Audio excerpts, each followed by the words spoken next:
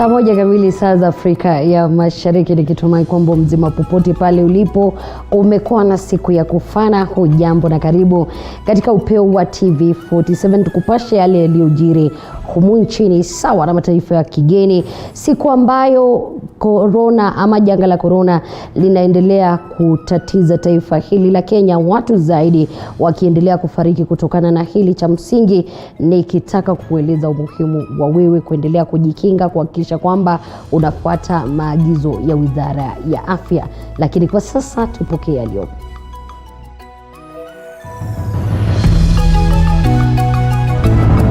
Mimi Samia Suluhu Hassan naapa kwamba nitakuwa mwaminifu kwa Jamhuri ya Muungano wa Tanzania. Samia Suluhu sasa ndiye rais wa Tanzania baada ya kuapishwa, marehemu John Pombe Magufuli akitarajiwa kuzikwa Alhamisi wiki ijayo. Watu 28 wafariki kutokana na makali ya corona, ikiwa ni idadi kubwa zaidi ya vifo kwa siku moja, wingu la tatu likizidi kutamba. Agnes Kavindu achaguliwa kama seneta wa Machakos. Mgombea wa chama cha UDA Abanas Ngengele akikubali ushindi. Na mko namna hiyo, mpenzi mtazamaji, tunaanza Upeo wa TV47 na pandani ya TV47. Mimi nafahamika kama Elizabeth Mutuku, na kwenye meza ya lugha ishara yupo Mini Mbesa. Unawasiliana nasi kwa 22047 na katika mitandao ya kijamii @TV47 Kenya, pale Facebook @TV47KE, katika ukurasa wetu wa Twitter. Ukurasa wangu binafsi ni L_Liza. Na Samia Suluhu Hassan sasa ndiye rais wa Tanzania. Samia ni rais wa kwanza wa kike wa Jamhuri ya Tanzania baada ya kuapishwa leo kuchukua uongozi baada ya kifo cha Rais John Pombe Magufuli. Magufuli sasa anatarajiwa kuzikwa siku ya Alhamisi wiki ijayo. Makamu wa rais wa Tanzania Mama Samia Suluhu Hassan ameapishwa kuwa rais wa 6 kufuatia kifo cha John Pombe Magufuli. Saa 4:15 asubuhi siku ya Ijumaa, rais wa kwanza wa kike wa Jamhuri ya Tanzania alikula kiapo ofisini katika ikulu ya serikali jijini Dar es Salaam. Akiwa amevaa nguo nyeusi na kitambaa chekundu, Mama Suluhu alitia saini yake kama rais mpya wa nchi wa Tanzania. Mwenyezi Mungu nisaidie. Hafla hiyo ilihudhuriwa na wajumbe wa hali ya juu, wakiwemo rais wa zamani wa Tanzania Jakaya Kikwete na Hussein Mwinyi wa Zanzibar. Ni licha ya taarifa kwamba Rais Magufuli alifariki kutokana na ugonjwa wa corona, ni watu wachache tu waliohudhuria walivaa barakoa na kuzingatia wimbi jipya la virusi vya corona. Karibu Mheshimiwa Rais. Alichaguliwa mara ya kwanza kuwa mgombea mwenza wa Rais Magufuli mnamo mwaka wa 2015 na kuchaguliwa tena mnamo mwaka wa 2020 pamoja naye. Licha ya kuwa makamu wa rais wa miaka 5 na waziri katika serikali iliyopita, ni machache yanayojulikana juu ya maisha ya Bi Samia. Mzaliwa huyo wa Zanzibar ni msomi wa elimu.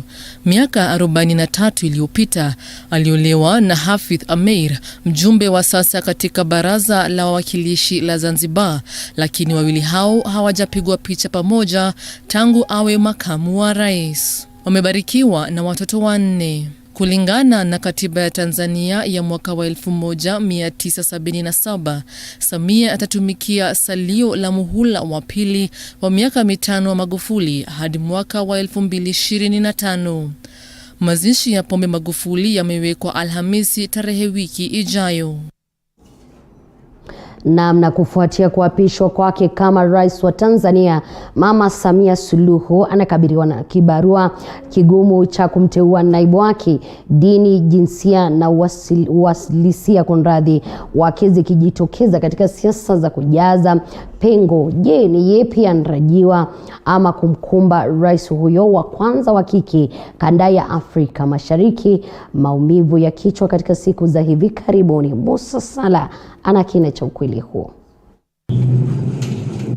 Mimi Samia Suluhu Hassan Ni kiapo alichokila rais mpya wa Tanzania Mama Samia Suluhu mapema leo kufuatia kifo cha Rais John Pombe Magufuli Jumatano jioni. Kiapo hiki kikiashiria mwanzo mpya wa Tanzania. Katiba ya Jamhuri ya Muungano wa Tanzania kwa mujibu wa sheria iliyowekwa. Lakini Rais Samia anakabiliwa na kibarua kigumu cha kumteua naibu wake na kujaza nafasi aliyoacha. Huenda kazi ya kumteua naibu wake ikaonekana kuwa rahisi mno, lakini Samia ni mzaliwa wa kisiwa cha Zanzibar, na ili kugawa mamlaka ya uongozi wa taifa kwa usawa, mrithi wa kiti cha naibu rais anatarajiwa kutoka Tanzania bara. Kizungumkuti kingine kikiwa kigezo cha dini, Samia akiwa Muislamu sawa na waziri mkuu nchini humo Kassim Majaliwa, huku jinsia naibu wake pia ikiwekewa uzito zaidi kuzingatia usawa wa kijinsia uongozini. Yes, there are those factors to take into account. The fact that she is from Zanzibar, she needs to pick somebody from the mainland. The fact that she is a Muslim does not necessarily mean that she has to pick somebody who is not a Muslim. If she finds a good, competent person from the mainland, whether that person is Muslim or not is another matter. Of course, it will be expected that she will pick a man, gender balance, but that is not a requirement. That it has to be a what? She can pick another woman. Kizungumkuti kingine kikiwa kudhibiti msambao wa virusi vya korona nchini humo na kwenda kinyume na mtangulizi wake hayati Rais Magufuli aliyepuuza uwepo wa ugonjwa huo. Tayari Suluhu amewaagiza Watanzania kuvaa barakoa, picha zilizochipuka mitandaoni zikionyesha rais huyo pamoja na maafisa wa serikali wakivaa barakoa. I honestly expect the Vice President to change course completely. We cannot fight coronavirus on our own. We need our neighbors. We need our region. We need our continent to be with us. We need the world. Tanzania does not have the resources, does not have the expertise to deal with coronavirus on its own. And the best thing is to wait, see how she handles issues. And she might surprise some people because of her approach. And I'm sure she's aware of some of those things that people are saying. She's aware of them. Aidha, Rais Samia anatarajiwa kuboresha uhusiano wa kidiplomasia kati ya Tanzania na jirani zake uliodorora marehemu Magufuli alipokuwa madarakani, upande wa upinzani ukiona uongozi wa Samia kama mwanya wa kufanya maridhiano ya kisiasa nchini humo. We do expect that the relationship will grow for the better. So the approach to be taken by the new president will matter a lot on which direction, particularly the East African community, will take. And I do expect that she will take time to think about it. She has participated in some of these things. She knows where some of the problems are, the challenges. So how she will address those challenges will show what quality is in her. We now have a possibility for national dialogue, for national reconciliation, for truth and justice to the hundreds, possibly thousands of victims of these 5 years. Mama Samia ameapa kujitahidi kujaza pengo la Rais Magufuli, wa Tanzania wakitakiwa kudumisha umoja, serikali ikijipanga kwa mwanzo mpya wa rais wa kike. Jamhuri ya Muungano wa Tanzania na Amiri Jeshi Mkuu. Musa Salah, TV47. Naomba uniruhusu kukupongeza kwa dhati. Tukiondoka kwa masuala ya Tanzania ni kuwa gavana wa kaunti ya Meru Kiraitu Murungi, ambaye ni miongoni mwa magavana waliopokea chanjo ya COVID-19 wiki jana, amethibitishwa kupata virusi vya korona. Haya yanajiri huku makali ya wingu la 3 ya korona yakionekana kushika kasi, Kenya hii leo ikirekodi jumla ya vifo 28 vya korona, idadi kubwa zaidi ya vifo kuwahi kutokea kwa siku moja. Zainab Mohamed na ukamilifu wa taarifa hiyo. Makali ya wingu la 3 ya korona yanaonekana kushika kasi, huku idadi ya maambukizi ya virusi hivyo pamoja na idadi ya vifo vikiongezeka maradufu. Kulingana na takwimu kutoka Wizara ya Afya, jumla ya visa 1354 vimeripotiwa chini ya saa 24 zilizopita, huku idadi ya maambukizi kwa siku ikiongezeka hadi 17.5. The Ministry of Health is extremely concerned with the number of rising cases of those contracting the coronavirus disease in the country. Yesterday, we recorded a positivity rate of 17%. Today, it has gone up and we have recorded a positivity rate of 17.5%. As the Cabinet Secretary has announced, we are truly well within the third wave of this virus. And it is a wave that threatens to erase all the gains we have made as a country in fighting the pandemic over the last 1 year. Kulingana na wizara hiyo, nchi imerekodi idadi kubwa zaidi ya vifo kuwahi kutokea kwa siku moja baada ya watu 28 kuripotiwa kufariki, huku jumla ya wagonjwa wa corona hospitalini ikifikia wagonjwa 830. The numbers of those being admitted into our health facilities with the virus has also been rising at an alarming rate. For instance, by yesterday, 114 patients had been admitted to our intensive care units. Today, that number has shot up to 123. And many of these are on supplemental oxygen. In fact, a total of 148 are on supplemental oxygen as we speak, with 17 of them in the high dependency unit. Haya yanajiri huku gavana wa kaunti ya Meru Kiraitu Murungi, ambaye ni miongoni wa magavana waliopokea chanjo ya COVID-19 wiki jana, akithibitishwa kupata virusi vya corona. Wizara ya Afya ikisisitiza kuwa upokezi wa chanjo ya COVID-19 haumzuii mtu kupata virusi hivyo. You getting the vaccine, you getting the jab does not mean that you cannot get COVID-19. That's one. You getting the jab, and this is very important, you receiving the jab does not mean that you cannot transmit COVID-19. What the jab does is that it makes your immune system alert and it prepares you for war. Should you come across the COVID-19 virus, your immune system will be primed. It will be ready to fight and to manage that COVID-19. And so it is expected, and that is not, the only case that we shall have. Jumla ya watu 28,255 wamepokea chanjo ya COVID-19 kufikia sasa, huku jumla ya chanjo 355,500 zikisambazwa katika kaunti zote 47. Idadi ya maambukizi kizidi kupanda kwa kasi, serikali inazidi kuwahimiza Wakenya kutilia maanani kanuni za kudhibiti maambukizi ya virusi vya corona ili kuzuia maambukizi zaidi kutokea. Zainab Mohamed, TV47, Nairobi. Asante Zainab kwa taarifa hiyo. Na mratibu wa bonde la ufa George Natembeya amekiri amri ya machifu na manaibu wao kuongoza hafla za mazishi ili kuhakikisha kuwa masharti ya kukabili msambao wa virusi vya corona yanatekelezwa vilivyo. Boniface Barasta na mengi zaidi. Siku za hivi majuzi, Rais Uhuru Kenyatta alitoa mwongozo mpya wa kulisaidia taifa katika kulemaza msambao wa virusi vya corona, hali ambayo mratibu wa bonde la ufa George Natembeya ameonekana kukumbatia kwa kuwataka machifu katika eneo lake tawala kushika zamu ya uendeshaji ratiba za mazishi. Machiefs ndio watakuwa masters of ceremony katika funerals. Anaamuka, anaita relative, anasoma eulogy, anaita pastor, anatoa maombi, mwili kwa kaburi. Hakuna story kwamba amewacha sijui pengo kubwa. We are doing this kwa sababu ya hii pandemic. Na kama kutakuwa na anywhere ambao kutakuwa na bari yuko na more than 100 people, the entire security team from the county commissioner going downwards, they're going to be held responsible.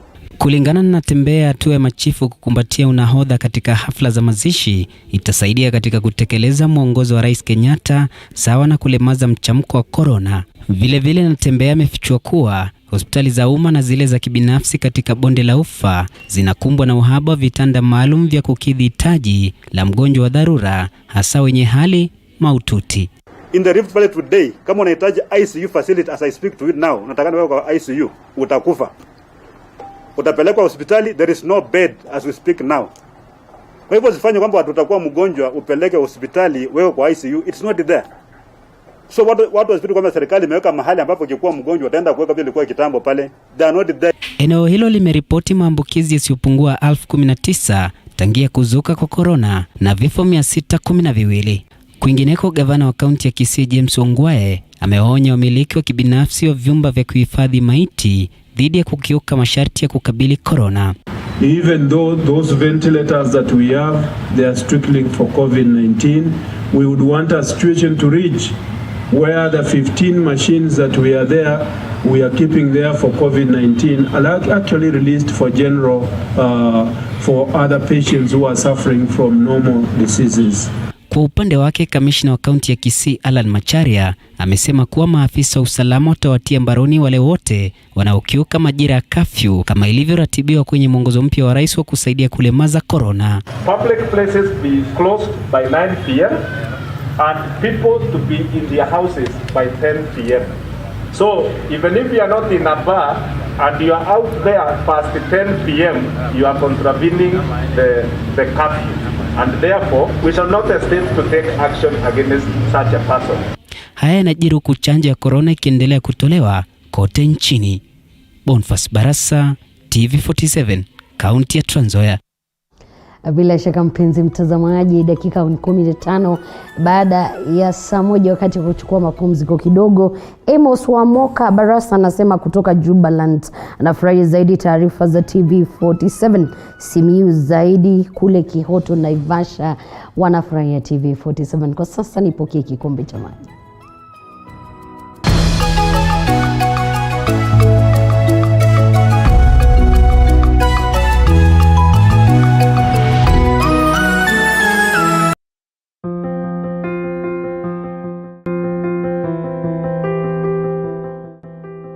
They say the way to the heart is through the stomach.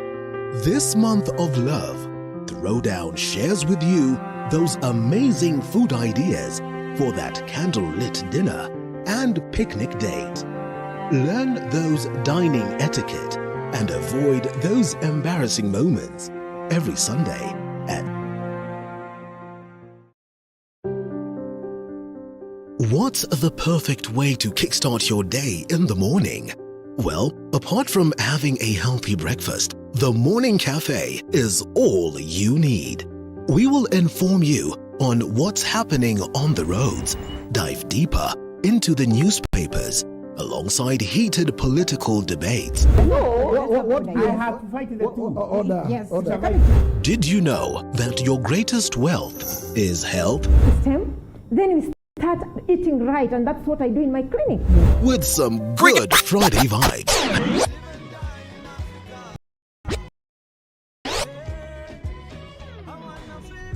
The Morning Cafe with Linda Alela, Monday to Friday, from 6 a.m. to 9 a.m. Only on TV47.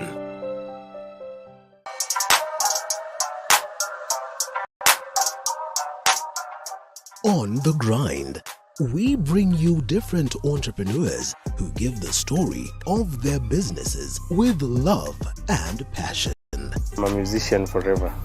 This is something that is inborn. It excites me. That has always excited me. Because when you show love to your business, it will show love to you. The most rewarding bit of being a photographer is pictures of her wedding and evoke emotion in her and just relive the moment once again. Get to hear these stories and so much more every Monday at 7:30 p.m. On Coffee with Movie, we bring you great testimonies from amazing personalities. Yalikuwa tafuta place atawaka afanya thesis zake. Stories that will inspire and encourage you. You kitu ilisha so Sheila told us this is what we've been looking for. And some that will even make you laugh out loud. You have chapa kawa ya kutuliza temperature kabla hiyo story.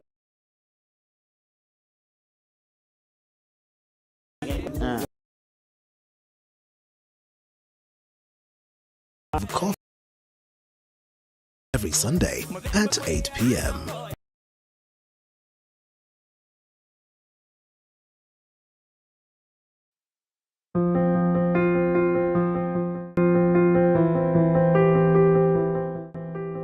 They say the way to the heart is through the stomach. This month of love, Throwdown shares with you those amazing food ideas for that candlelit dinner and picnic date. Learn those dining etiquette and avoid those embarrassing moments every Sunday at 6:30 p.m.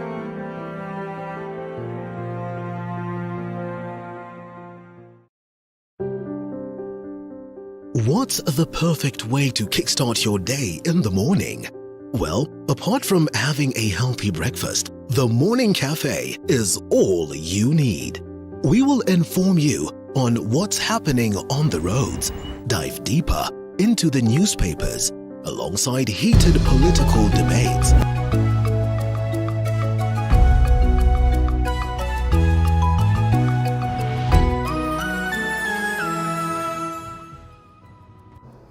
Karibu tena mpenzi mtazamaji, bila shaka Upeo wa TV47 bedafahamika kama Elizabeth Mutuko kwenye meza ya lugha ishara.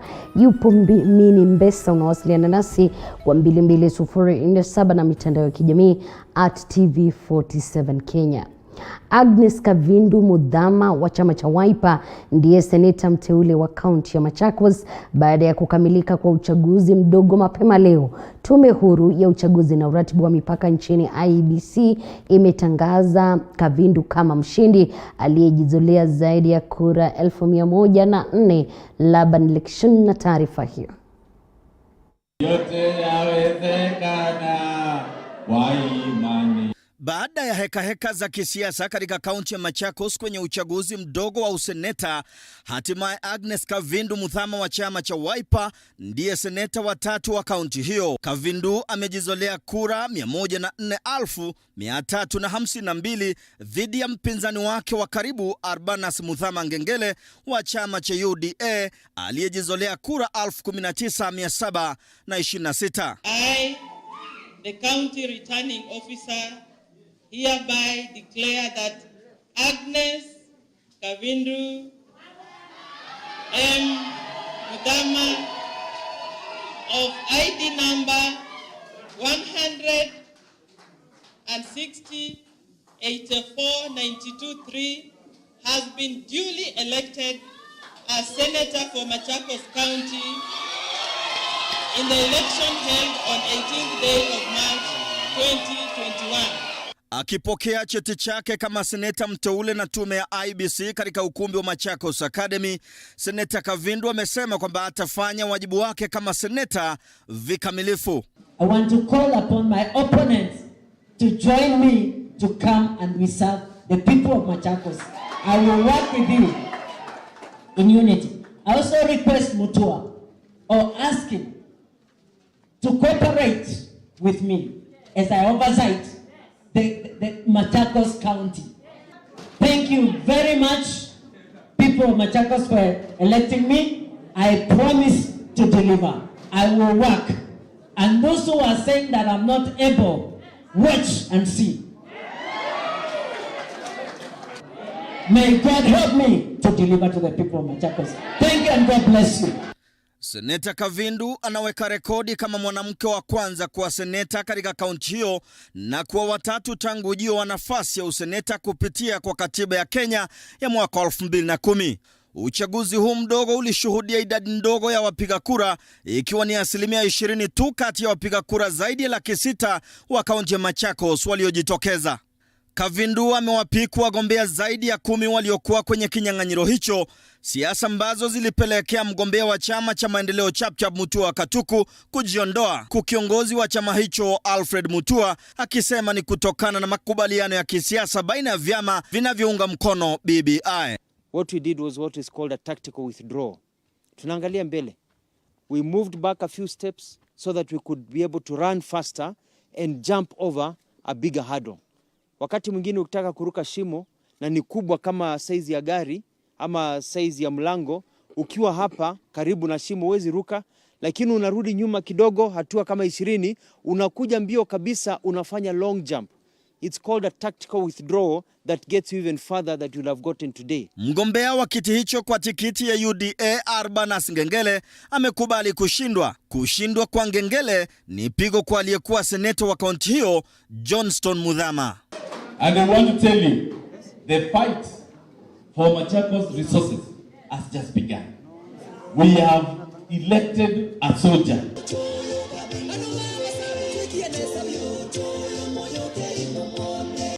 Agnes Kavindu alikuwa mke wa seneta wa kwanza wa kaunti ya Machakos Johnston Muthama kabla ya talaka yao. Lekishon Laban, TV47. Maafisa wa polisi Kiambu wamethibitisha kukamatwa kwa Joseph Kinyo Murimi, mwanamume anayedaiwa kumdhulumu kimapenzi na kumuua mwanafunzi wa chuo kikuu cha Kenyatta Velvin Nungari. Mshukiwa anayezuiliwa katika kituo cha polisi cha Kiamumbi baada yake kufikishwa mbele ya hakimu Patricia Gishoi wa mahakama ya Kiambu, anatarajiwa kufikishwa tena mahakamani tarehe 29 mwezi huu kujibu mashtaka yanayomkabili, kama anavyotuarifu David Muthoka. Siku mbili tu baada ya safari ya mwisho ya Velvin Nungari, mwanafunzi katika chuo kikuu cha Kenyatta, kuandaliwa eneo la Sabasaba kaunti ya Murang'a, safari ya kusaka Joseph Murimi ambaye ni mshukiwa wa mauaji ya Velvin aliyetambuliwa na marafiki kama Velv imechukua mkondo mpya.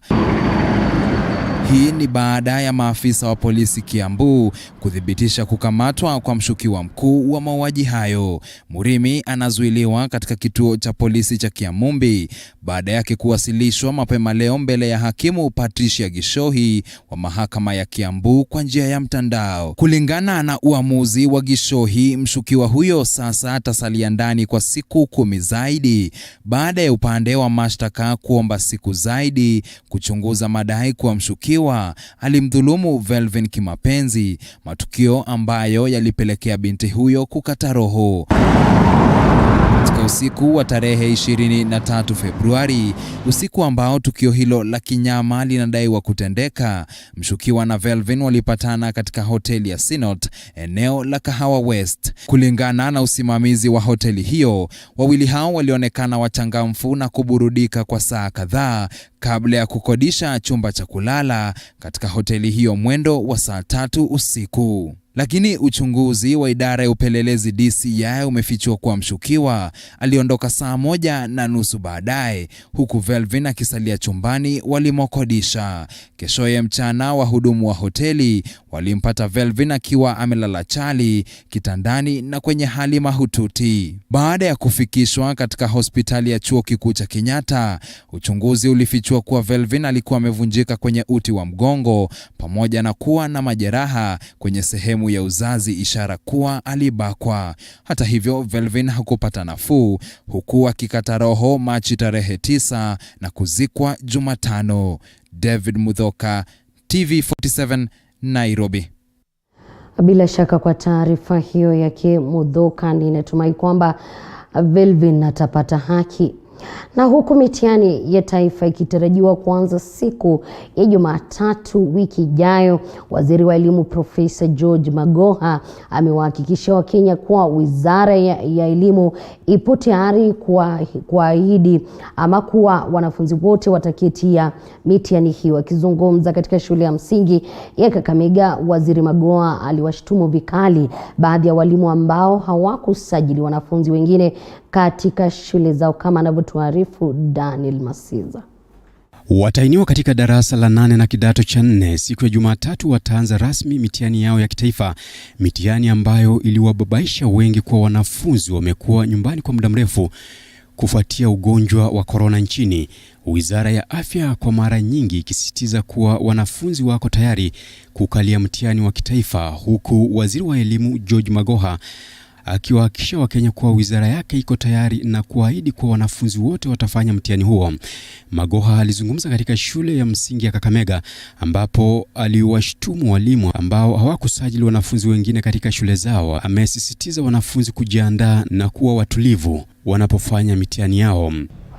There is absolutely nothing to worry about. Just to reemphasize one thing again, that every child that deserves to do examination must do the examination. There are few unscrupulous teachers in the private schools who I understand did not register children for examinations. We are not going to allow our children to suffer because of a few crooks. Katika eneo la Budalangi, mkurugenzi wa elimu George Owoche amehakikishia umma kwamba matayarisho hitajika yamekamilika, yakiwemo usafirishaji wa mitihani hadi kwenye maeneo yaliyozingirwa na maji. Maeneo haya yanajumuisha Bwongo, Musoma, Bubamba, Bulwani na Osiakom. Lakini tumefanya matayarisho, tayari tuko na boats ambazo zitavukisha, gari itapeleka mpaka pale, alafu boat inavukisha, alafu wanafika shuleni. Kwa hivyo naona tumejitayarisha. Musoma Primary pia wako sawa kwa sababu wana boat pia. Kadhalika ametoa onyo kali kwa watainiwa wa KCPE na KCSE kutofumbwa macho na walaghai wanaodai kuwa na mitihani hiyo, huku akiwaomba wazazi pia kuwa macho. Katika eneo la Ruiru, watainiwa wa shule za umma wamehakikishiwa kuwa watapewa chakula katika siku za kufanya mtihani wao ili wabaki makini. Kwa hivyo tuko hapa kuona kuwa watoto wote wale wako katika shule za umma, siku zote zile 3 watakuwa wanafanya mitihani, watakuwa wanapata makuri ya mbure kutoka kwa sisi Simon Ngara Foundation, ndio wasiwe na sababu lolote lile la kusema wamepuuza ujuzi wao na hekima ile wametoa kwa shule kwa sababu ya njaa.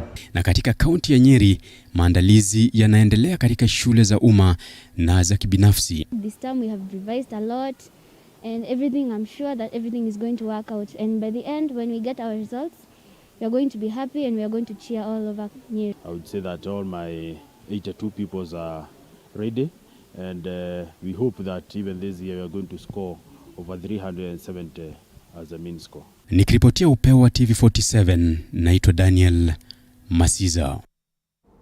Kwa taarifa hiyo ya Daniel Masiza, sina budi kupokea mapumziko mengine machache ya dakika kidogo ili kuapisha wadhamini wetu.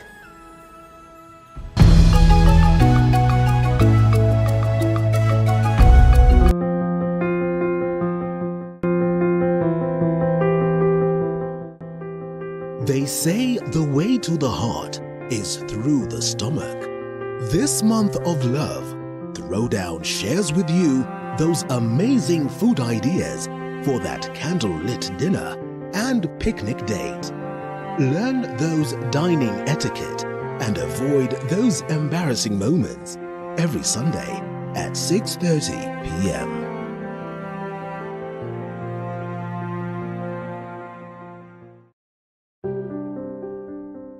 What's the perfect way to kickstart your day in the morning? Well, apart from having a healthy breakfast, the Morning Cafe is all you need. We will inform you on what's happening on the roads, dive deeper into the newspapers, alongside heated political debates. What I have to fight the order. Yes. Order. Did you know that your greatest wealth is health? Then we start eating right, and that's what I do in my clinic. With some good Friday vibes.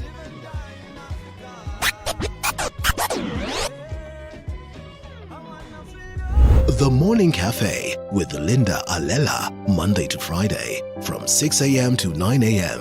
only on TV47.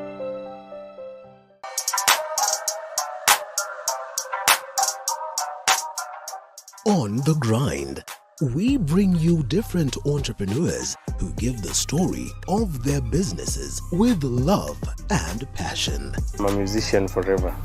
This is something that is inborn. It excites me each day. It's a field that has always excited me.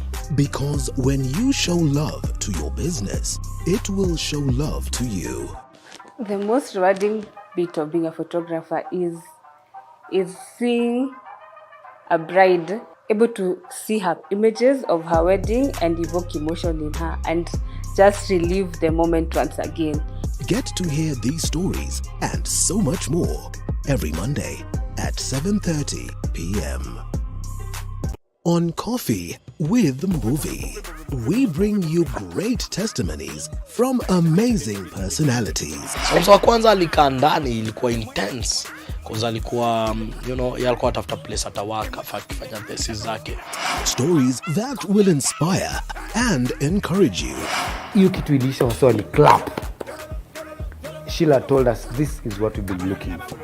And some that will even make you laugh out loud. You have chapa kawa ya kutuliza temperature kabla hiyo story. Nawe hukuleta mandazi bro. Mbona ingeandikwa coffee and mandazi? Aya! Untold Stories.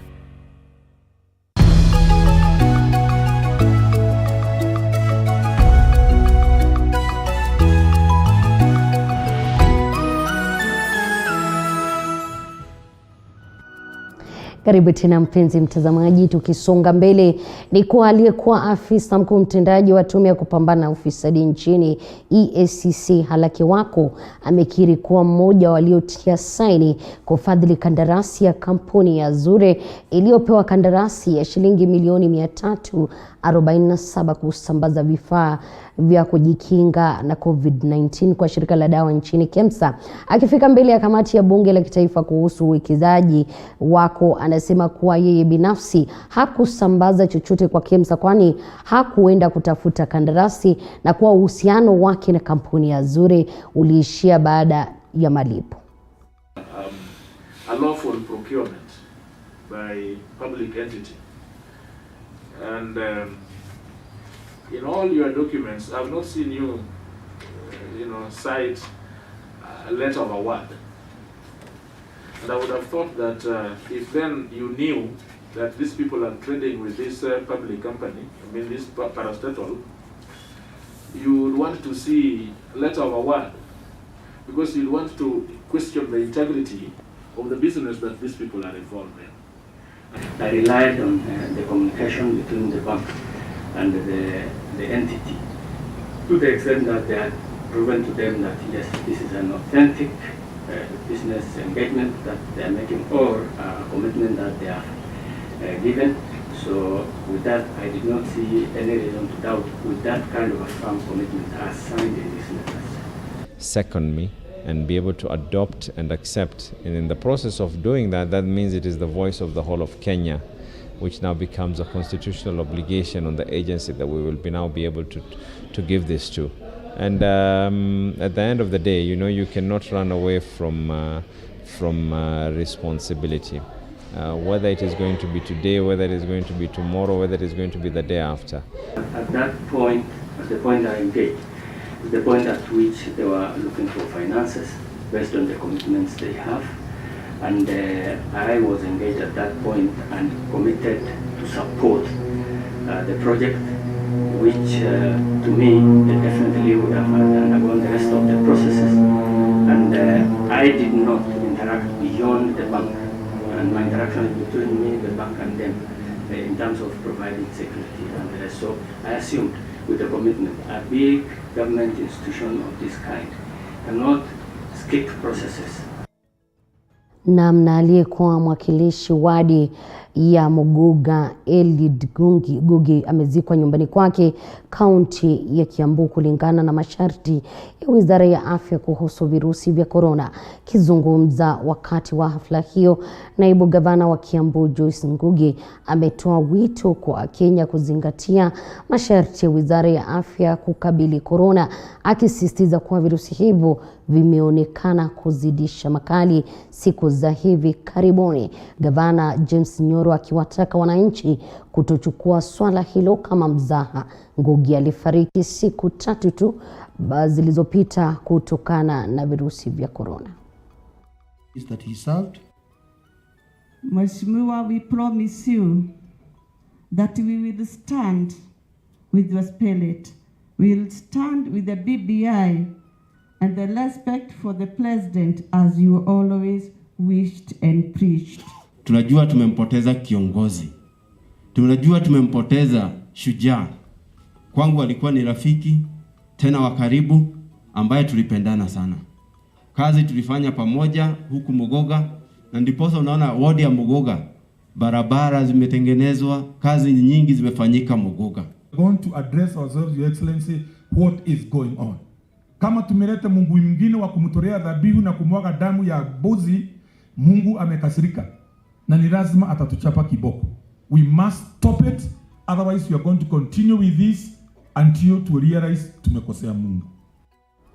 Kwingineko ni kwa baraza la makanisa nchini tawi la Pwani likiongozwa na mwenyekiti wao Daktari Lawrence Dena limeitaka serikali kuingilia kati kushughulikia masuala muhimu nchini yakiwemo kumtaka rais afanye matayarisho ya mapema kwa uchaguzi wa mwakani. Viongozi hawa wanasema kuwa taifa halipo tayari kwa uchaguzi huo pamoja na kumhusisha mwananchi kikamilifu katika mageuzi ya katiba na ripoti ya BBI na masuala mengineyo. In time, we are deeply concerned that the country is seemingly not ready for the constitutionally scheduled 2022 general elections and the upcoming referendum, as was shown by the chaotic by-elections that were held recently. We now call upon His Excellency the President to initiate the process of appointment of commissioners for the Independent Electoral and Boundaries Commission, as well as strengthening of the IBC Secretariat to facilitate early preparations for the elections. The primary mandate of faith leaders is spiritual nurture of the people, regardless of their status in society. We are therefore deeply concerned about the rising trend of defilement of places of worship by politicians. We urge our fellow faith leaders to strictly maintain the integrity and sanctity of places of worship by blocking those who would engage in foul language or politicking from the pulpit. The referendum should not be driven on the basis of the opinions of politicians, but should be based on the informed decisions of the citizens. Kiachana na hayo ni kwa idara ya utabiri wa hali ya hewa kaunti ya Isiolo inasema kuwa huenda mto wa Wasonyiro ukavunja kingo zake wakati mvua itakaponyesha. Idara hiyo ikisema kuwa kaunti ambazo huenda zikaathirika zaidi ni pamoja na Meru, Laikipia na Isiolo. Idara hiyo imeshauri idara ya afya kaunti hizo kununua dawa za kupambana na magonjwa yanayotokana na mafuriko kama vile ugonjwa wa kalaza na kipindupindu. Kwa upande mwingine, washikadau katika idara ya kilimo wamewashauri wakulima wa aina ya mimea ambayo wanafaa kupanda wakati wa msimu huu. We are expecting enhanced rain, just slightly enhanced. That is Garimara, Wambela. We also have Burapesa, Burat, and some parts of Ordonyilo. Tunatarajia tutakuwa na mvua ya kiwango ya juu kidogo kuliko ile mvua tumekuwa tukipata, lakini pande zingine kama Chelab na Sherisho, small parts of Garabatura and small parts of Chari, we are expecting below normal rainfall. Hiyo ni kusema mvua itakuwa kidogo. So we are requesting the farmers, the pastoralists, to work closely with agricultural people and also the pastoral, the livestock people, so that they can be advised on what to do, what to plant, and what animals to keep, so that they can be able to survive during this period when we have such scenarios of rainfall. My advice is kwamba even in their own small ways, we harvest maji, because it is possible to harvest hiyo runoff. Badala ya hiyo maji ipotee tu bure, mtu kwake kwa shamba aweze kutengeneza a small water panel, anaweza kutengeneza ndio aweze kutumia hiyo maji wakati hii mvua itakatika. Gavana wa Busia Sospita Ojamong amewaonya wahudumu wa afya dhidi ya kutelekeza wagonjwa wa kukosa kutekeleza majukumu yao vilivyo. Gavana Ojamong amesema hayo wakati wa kutoa vifaa vya afya kuelekea katika vituo mbalimbali vya afya katika kaunti hiyo. Kadhalika amewataka wahudumu wa afya walio hospitali za kibinafsi kuwapa muda zaidi ama kuipa kazi kipaumbele. Maneno ya strike hata isaidi. and it has reached a point kama governance ya Kenya. We say nobody is indispensable sasa. You strike, we also inconvenience you because you want to inconvenience us. And I've always said that we have room to talk. Kama kitu iko shida kuja tuongee. Muite mimi, muite deputy, muite chief officer, so that we don't have a breakdown communication. Yeah, I want you people to be professional, mufanye kazi yetu. Because the law is very clear, mukienda on strike, which means you are not working. You are not supposed to be paid. But on the other side, it's the union which is supposed to pay you when you go on strike. Sasa hii wanakimbia sasa wanasema nisaidia hii watu wao walikosa. That's not the way to go. Jimmy Manai said Shambamba na Eunice Odhiambo. Taarifa hizi ama harafa zenu nimezipata. Kwa sasa nipokee tena kikombe cha maji.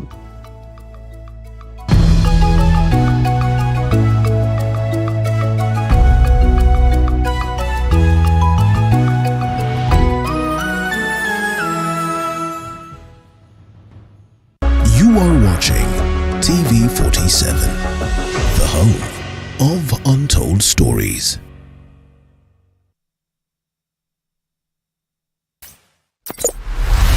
At Trisent School of Medical Health, Science and Technology, we offer highly competitive courses tailor-made to suit your needs. These include certificate and diploma in theatre technology, medical engineering, nutrition and dietetics, radiography and sonography, science lab, health records, environmental health science, counseling psychology, applied biology, social work and community development, information and communication technology, among others. Register now at our Nairobi campus in Nairobi West around Nyayo National Stadium on 0700-129536. Our Juja campus next to Jomo Kenyatta University on 0700-000760. And our Kisumu campus opposite Swan Center, Oginga Odinga Street on 0703-201229. Trisent School of Medical Health, Science and Technology, where careers come to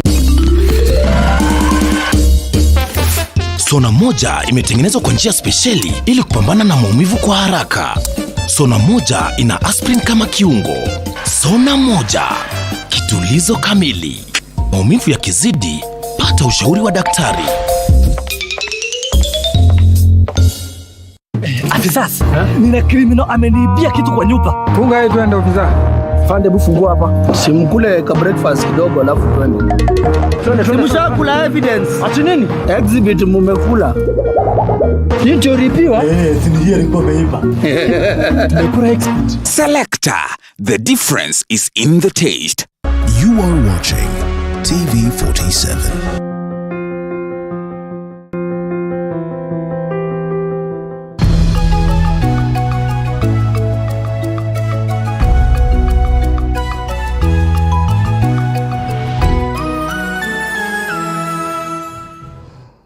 Karibu tena mpenzi mtazamaji, tukifululiza ni kwa wakazi wa kaunti ya Laikipia, Baringo, Samburu na Isiolo wanatarajiwa kufaidika na msaada wa fedha za maendeleo zilizotolewa na Umoja wa Kimataifa EU, huu ukiwa ushirikiano wa serikali za kaunti na umoja huo. Wakizungumza baada ya kutia saini mkataba huo, gavana wa Samburu ambaye pia ni mwenyekiti wa mradi huo amesema kuwa shilingi milioni 600 zitasaidia katika kuboresha miundo misingi kama vile miradi ya maji, utalii, elimu na shughuli za ufugaji katika kaunti hiyo, wakazi wa kaunti hiyo wakitarajiwa kufaidika pakubwa. Now, as you can see, that we had gaps in transmitting information.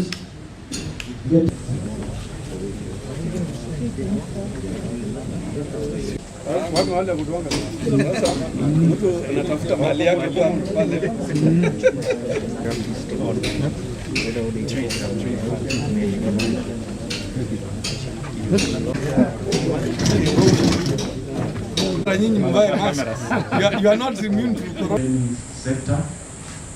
We have reports from Upeo.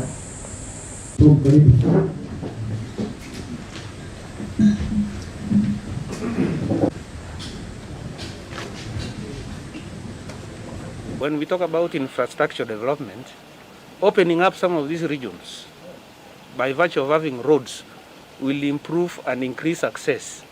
And access comes issues to do with market, it comes with issues to do with value addition, especially on the kind of livestock we are rearing.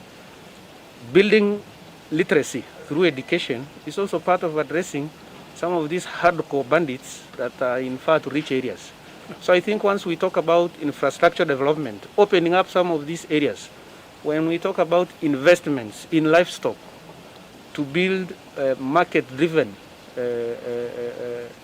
livestock rearing, I think it will go a long way in enhancing capacities, both literary and in terms of the economic capacities, reduce poverty.